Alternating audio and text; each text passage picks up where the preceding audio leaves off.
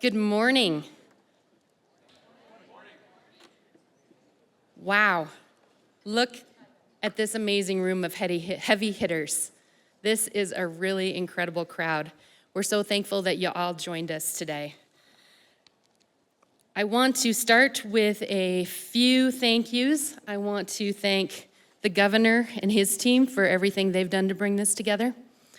Todd and Stacy and the entire crew at the Montana Chamber for all they've done. And all that are going to speak today, and we will definitely welcome you as you come up today, and all that are here. Welcome to the second annual Big Sky Bright Future Economic Summit, co-hosted by Governor Gianforte and the Montana Chamber of Commerce. My name is Nancy Schlepp, and I am the Vice President of Sandfire Resources America, which is a mining company, and I'm the current chair of the Montana Chamber Board, and I will be your MC today. First of all, we want to start with a few housekeeping issues. Unfortunately, with recent events in the world and the political temperature, as an organization, we decided that we wanted to approach this gathering a little more cautiously than normal, and so you will notice the presence of security, and that's for all of our benefit. We do ask, because of this, that you all keep your name tags on all day today and your lanyards so that we know who has been invited to the event today. We have a packed agenda, and to allow our presenters ample time to share their insights with you on this important issue of energy, we will not be reading bios today, so please see the bios in your booklet. And please reference the event program agenda for this. And we will have time for question and answer sessions after each panel, if everyone stays timely. And the chamber team members will come around with a microphone, and so if you have a question, please stand up and let us know that you want to ask a question. And we'll do our very best to get to everyone. Finally, if you have not heard, it's kind of been kept under the rug, the government shut down. And this has had an effect on our agenda. And so please stay with us, as our word of this event is pivot. And so while some of our confirmed guests were not able to travel and come here, others have come and are very distinguished, and we really appreciate them coming on short notice. And so we will be straying some from the printed program that you all have. A giant thank you to Governor Gianforte and his entire staff. The Montana Chamber and the governor started working on today's summit over a year ago to ensure that the topics were relevant, and we had the ability to invite a list of high-profile experts in the energy field from across the United States. It has been an honor to work with the governor, and it is exhilarating to know that Montana's elected CEO has energy identified as a top priority for Montana's economic future. Which brings us to why we're here today. Being from Montana, it is easy to take energy for granted. We are a state rich in natural resources, and we are not accustomed to thinking about energy as a scarcity or from a scarcity standpoint. We have always had abundant energy, and as a state, our abundance has allowed us to export our resources broadly. But today, with a shrinking electricity supply, retiring coal-fired generating plants, and other on-demand electricity generation, for the first time, we are facing near-term electricity generating shortages, as many areas in the US are. This, paired with the increasing demand due to increased technological advances, which we all want and use, and the electrification of our economy, has created a growing imbalance between supply and demand. And Lord knows, with an economics background, I love a good supply and demand line. So it's not just a threat to our Montana economy, it's a threat nationally and to national security. For Montana, energy and electricity generation are both a threat and an opportunity. If we get this right, Montana can be an economic powerhouse with affordable, dependable electricity that can fuel the economic growth not only in Montana, but across the entire nation. We have the resources and the might, but do we have the will? That's why we're here today, is to find out. Are we looking to the future and have honest conversations about our resources? Are our opportunities and how we meet the economic foundation of our state and region at the forefront? If we get this wrong, if we ignore this double-edged sword, an opportunity and threat, and bury our heads in the sand, an opportunity that we have will turn into the threat. The barriers to entry are high. Investment in generation and related infrastructure can easily cost hundreds of millions, if not billions. This is the time to plan and take permitting and construction to a new level, as permitting and construction can take years. In the best case scenarios, it takes years. In the worst case scenarios, when you add federal regulation on top of state regulations, can take decades, especially when you have litigation after that, which is the worst case scenario, but very common in any natural resource project that goes on in the West especially. At the Montana Chamber of Commerce, our job is to look at the future and identify the threats and opportunities and grow Montana's economy. As an organization, we are guided by a 10-year strategic plan called Envision 2026. It is a 10-year strategic plan that we put together in 2016.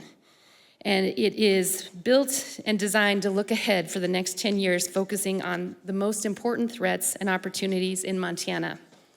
Our current strategic plan, expiring next year, identified 4 main pillars. 1, business climate, which includes taxes, regulation, the judicial environment. 2, infrastructure, roads, bridges, access to high-speed internet. 3, workforce development, creating a pipeline of trained and skilled workers. And 4, entrepreneurship, working to ensure Montana remains the top entrepreneurial state in the country, creating wealth and opportunities in both urban and rural Montana. Notice that in 2016, business leaders identified workforce as a challenge and a threat to our economy, but energy and electricity generation was not identified. 10 years later, the plan that will lead our workforce through 2036 will definitely have this as one of our pillars. Montana business leaders are identifying energy and affordable, reliable electricity as a priority everywhere we go. It is an issue that will certainly be part of our next strategic plan and probably the top pillar. Montana business leaders are identifying this issue today and are speaking with urgency. On behalf of the state's largest and most influential business advocacy organization, I trust that today's activities will be informative and be a catalyst for strengthening and creating these relationships. Please reach out today to at least 3 to 5 people that you've never met before and make those connections that are going to make all of our state better, especially on the energy front. Excuse me. And now sorry.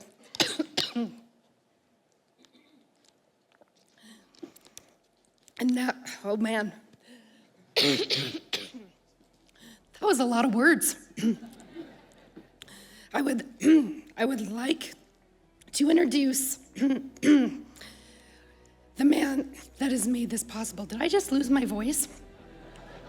I would like to introduce the man that has made this possible. An individual that is recognized across Montana. Our governor, Greg Gianforte. Thank you, Nancy. I hope you recover. Good morning, everybody. It's great to have such a great turnout today. We're sold out, and it's really terrific for this important topic.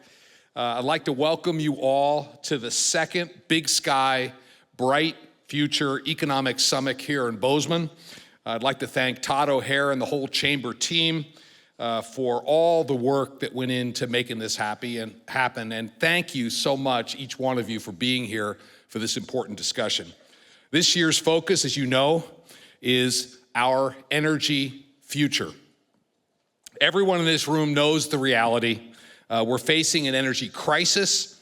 in the United States, one that drives affordability, impacting families and businesses across our state and across our nation. And after 4 years of the failed Biden energy policies that drove up electricity prices nearly 30%, we must take action. At the same time, demand is soaring. You know that in your businesses. Reports project that electricity demand in Western states will grow by 20% over the next decade. If you looked at the Journal this morning, the top article was on the need for electricity. That's double what we expected just 2 years ago. It's clear we must meet this challenge head on to secure affordable, reliable energy for all Americans, to power our homes, our schools, small businesses, and do it without breaking the bank. We must deliver affordable, dependable energy for families and businesses that are ready to invest across this country, because without the electricity, you can't open the doors. And it isn't just an abstract economic issue, it's about real world impacts. We have a responsibility to address the energy crisis by unleashing American-made energy. The good news? Well, with the president in the White House, back in the White House, we have a historic opportunity to unleash American-made energy. Earlier this year, I stood with President Trump as he signed executive orders to pull the plug on those failed policies of the prior administration and flip the switch for American-made energy. President Trump has declared a national energy emergency, citing inadequate supply, infrastructure that are leading to higher prices for everyone. Leaders like Interior Secretary Doug Burgum, Energy Secretary Chris Wright are working around the clock to address this energy crisis. And we're working with these federal partners, and Montana stands ready to do our part to expand energy production and help make America affordable again. Montana and other states can and should be natural leaders in energy policy. Here in Montana, we are rich in energy resources with a long history of responsible energy development. Our diverse energy portfolio includes coal, oil, natural gas, hydropower, wind, and solar. And since being in office, our administration has promoted an all of the above energy approach, supporting expansion in every one of these sectors. Just as important, our nation's security requires that we not only be energy independent, but energy dominant. It's my hope that today we will have a robust conversation about all of these aspects and more. In this room, we have energy producers and large industrial consumers, business leaders, policymakers, as well as 3 other governors who have decided to join us, and the chairman of the U.S. House Natural Resources Committee. It's really an outstanding group of people that have gathered here today, and I hope you take advantage of the packed program we have and also take time to network with other attendees, learn more about how we can all work together to unleash American-made energy. Again, thank you for being here, and I'm looking forward to the discussion. Thank you.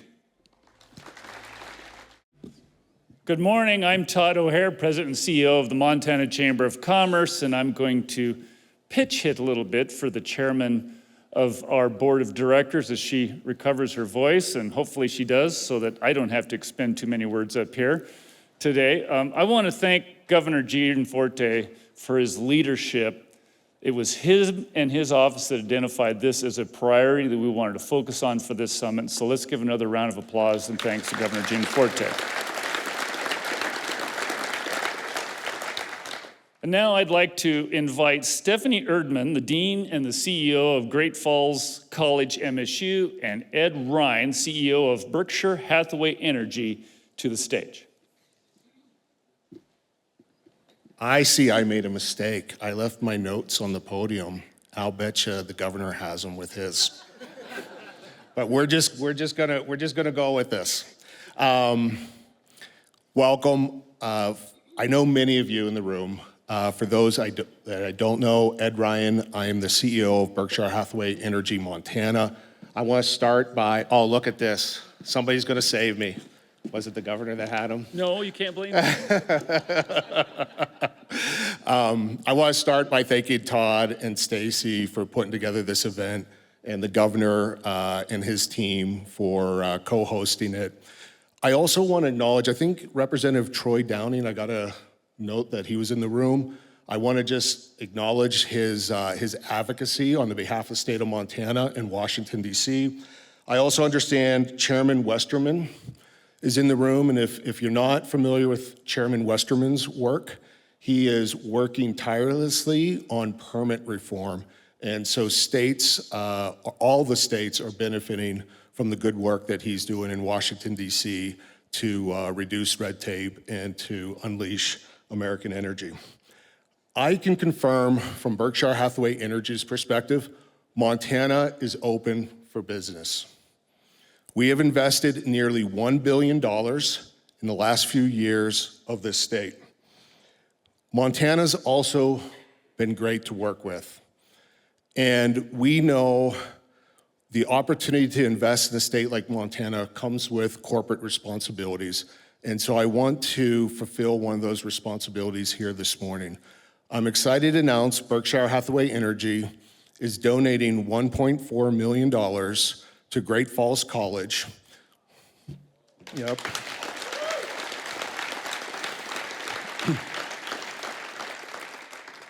This money is going to be used to create a first of a kind in North America in-classroom training and certification program for power grid system operators.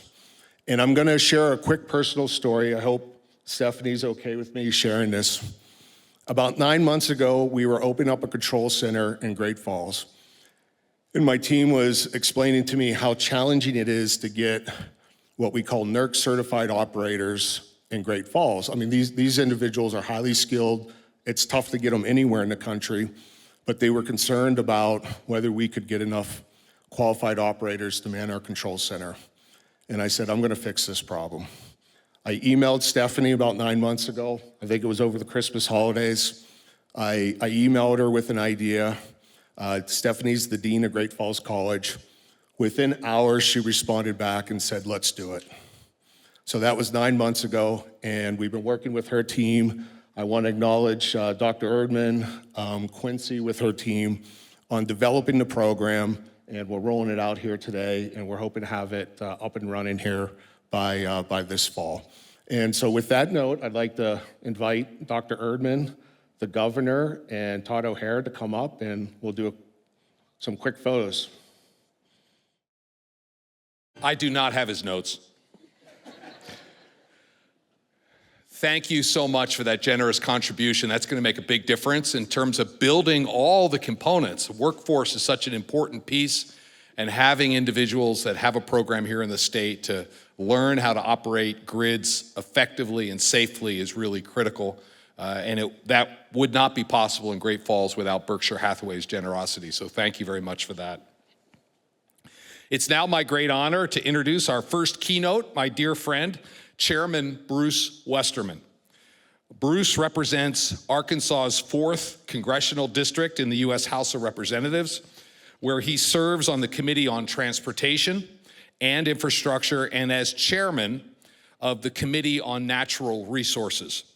A Hot Springs native, Westerman is an engineer and forester by trade, an avid outdoorsman, a proud husband and father of 4.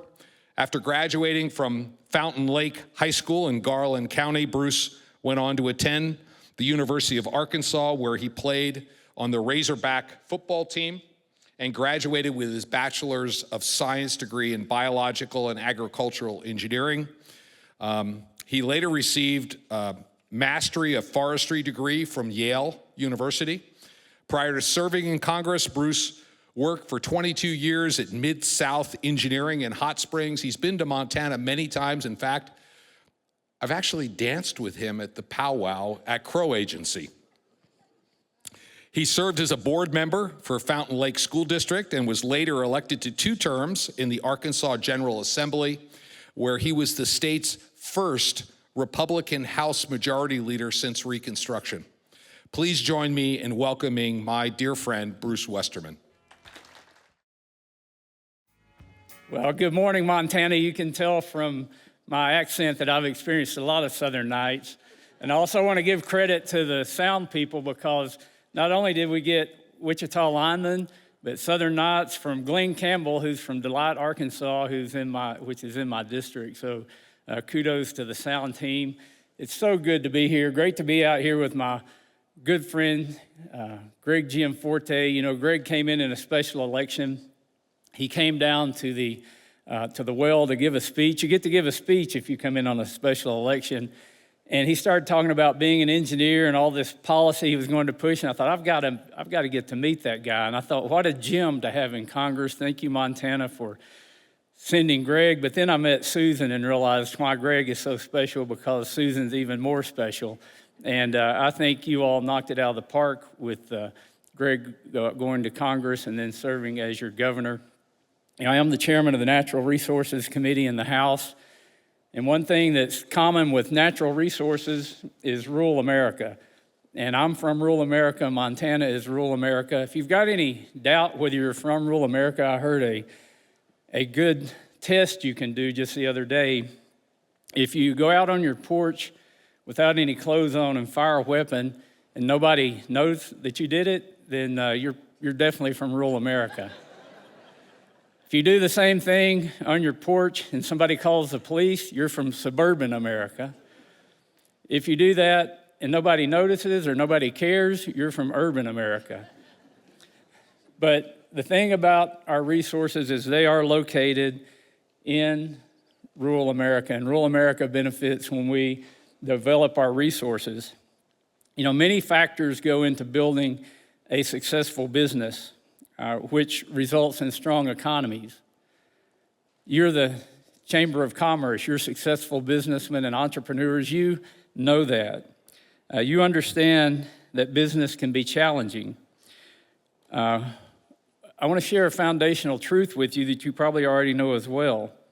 Every business requires some form of energy.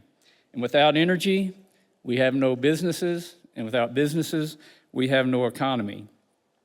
As our energy dominance goes, so goes our economy, our national security, and really our very own way of life. The reason we're here today is because energy is important, and a bright future for Big Sky Country, for the natural state of Arkansas, and for the whole United States of America starts with our ability to produce affordable and reliable energy, and to do it fast. And believe me, we need to do it very fast right now. The governor talked about some of the statistics and the demands that are out there. I was reading in the Wall Street Journal an article just this morning, and I jotted this down. It says, in 14 years, China has gone from generating as much energy as the U.S. to generating more than twice as much. It goes on to say, China dominates key minerals, mining about 2/3 of the world's supply of rare earths and processing around 90% of the total. We have become very dependent on China. China has become very aggressive in producing energy and in producing not only rare earths and critical minerals that we rely so heavily on, but they've also gone full in producing steel and copper. In just 30 years, it's flip-flopped from us producing more steel and copper than China to them producing 3 times and 11 times as much. We have 2 copper smelters in the United States, and they have 50. We're in a tough situation, but you know, Americans have been in tough situations in the past, and as we think about where we are and where we're going, it's hard to realize with the whirlwind that started in D.C. on January 20th, it really started before that just a year ago, we had energy policy in our country that quite simply wouldn't work. And as an engineer, I can say there were only 2 main problems with the previous administration's energy policy and the energy policy of our country, and that was physics and math. If we could have just solved those 2 problems, we could have made that energy policy work. But we know those are two problems that you can't engineer out with political science. It takes real science, it takes real technology and innovation, and it's going to take a lot of effort to get us to where we need to be from an energy standpoint in the United States. The increased demands coming from data centers and AI technology is unreal. There's a new plant that's been announced just across the Arkansas line in North Louisiana. They're saying they need 3 gigawatts of energy for that facility. Now, to put that in perspective, I've got a nuclear power plant in my district that's 1 gigabyte. So they're saying we need 3 nuclear power plants to support 1 data center. And if you're paying close attention, these data centers are being announced and they're popping up everywhere. Arkansas, like Montana, has historically been a state that has energy abundance. We have low-cost energy, and as a result of that, my district and the state are one of the leading districts and states in the country for manufacturing, even though we have a relatively small population. People are coming to Arkansas, announcing these data centers and wanting to build more data centers.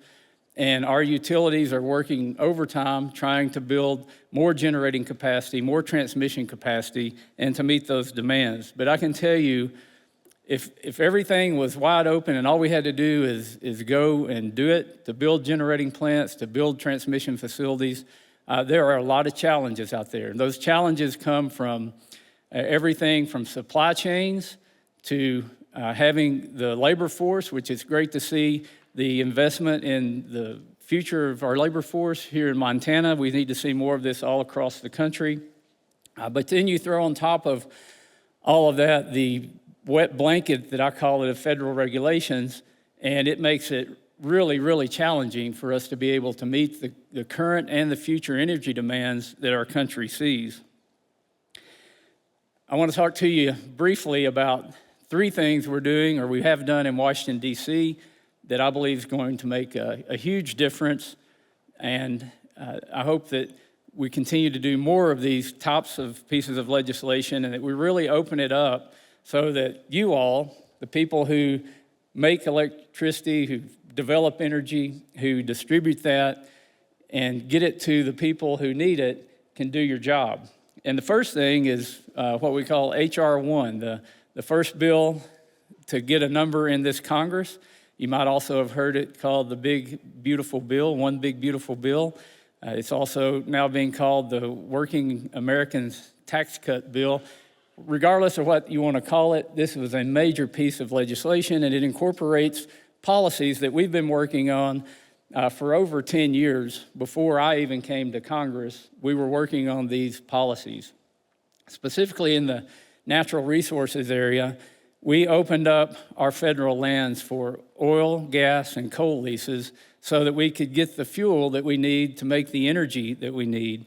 There had been some major hurdles put in place for doing these kinds of projects just in the past administration. This all really started in 2008 when there was this attack on fossil fuels, an attack on the energy systems here in our country, and there's some long-term damage done from that because what I say was there was too much political science and not enough real science that went into the policy.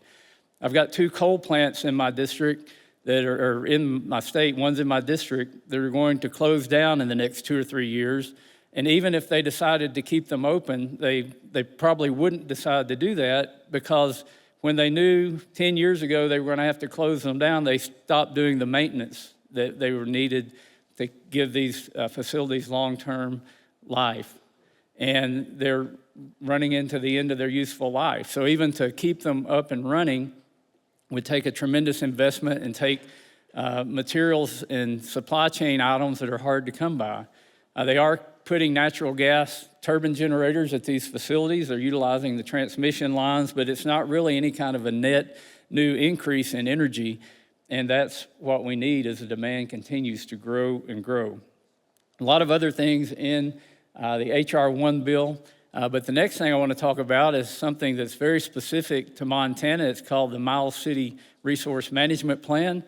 It was a plan that was put in place by the previous administration on the way out the door, and I believe Troy Downing's here somewhere. Troy filed a bill to do something called a Congressional Review Act on the Miles City Resource Management Plan. We passed it out of the committee, we passed it out of the House, the Senate passed it, and it's headed to President Trump's desk. Troy, are you here? Y'all, if he's here or not, give Troy a big round of applause for the great work that he did on that. He's always advocating for Montana, and if you're not familiar with the Miles City Resource Management Plan, it was basically going to take the Powder River Basin out of play for producing coal. 30% of the U.S. coal supply was going to be taken out of production. But this Congressional Review Act not only nullifies the resource management plan, it prevents any future administration from going back and putting a similar plan in place. Only Congress can change this. Now, it's a very powerful tool. We did a CRA in North Dakota and also in Alaska dealing with some similar issues. So a year ago, our energy policy was to take land out of production and to deny people the access to the fuel and the resources that we need to meet our energy demands, even though they were skyrocketing, to now opening those lands back up and hopefully doing that on a permanent basis. The final thing I want to talk to you about is something that's already been mentioned, the SPEED Act, standardizing permitting and expediting economic development. As I said earlier, energy is the economy. Without energy, we don't have an economy. And right now we have some massive hurdles that prevent people from developing the energy and also developing the materials that go into producing energy, such as mining. This is mainly falls under the National Environmental Policy Act, which is a process that agencies have to go through to analyze all the underlying statutes of the Clean Air Act, the Clean Water Act, the Endangered Species Act, the Marine Mammal Protection Act, and the list goes on and on of everything that has to be analyzed under NEPA. Well, over 50 years of weaponizing NEPA, and we've got a process that's very broken. It's not broken if you're trying to stop energy development, if you're trying to stop projects to happen. It's very efficient at doing that. As a matter of fact, it takes an average of 4.7 years to get a NEPA permit. And this is very detrimental to investors to want to invest in the United States when everybody should be wanting to invest in energy in the United States. What the SPEED Act does is it streamlines the process. It takes away things like, you might be shocked if I say this and you didn't know it even existed. You can go through your 4.7 years, get your record of decision, start work on your project, and within a 6-year window, somebody can file a lawsuit in an Article 3 court and stop your project. There's a mine down in Arizona that got their record of decision, invested about $2 billion until a judge said, stop your work, you can't do this anymore. Can you imagine what that does to investors when they see what's happening with our environmental permitting process and the wet blanket that it throws on that? We have got to get the SPEED Act passed. It's going to have to be bipartisan because it takes 60 votes in the Senate, but there's actually bipartisan interest in supporting the bill, and we have Democrat co-sponsors in the House. I encourage you to please send letters of support on the SPEED Act from your organization, from your associations, and even as an individual, because it affects every part of our society. We talk about energy, but it also affects the pipelines, the transmission lines. It affects forest management. It affects building roads and bridges. It affects building ports and airports.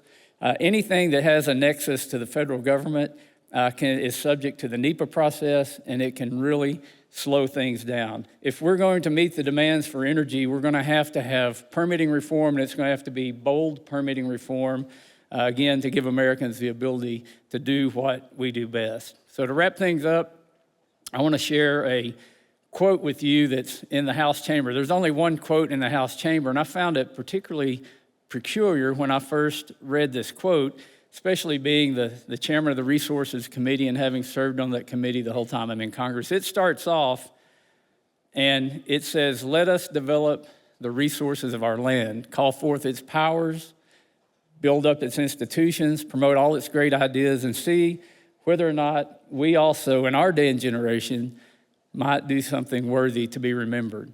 That's a challenge to members of Congress. It's a challenge, I think, to all of America.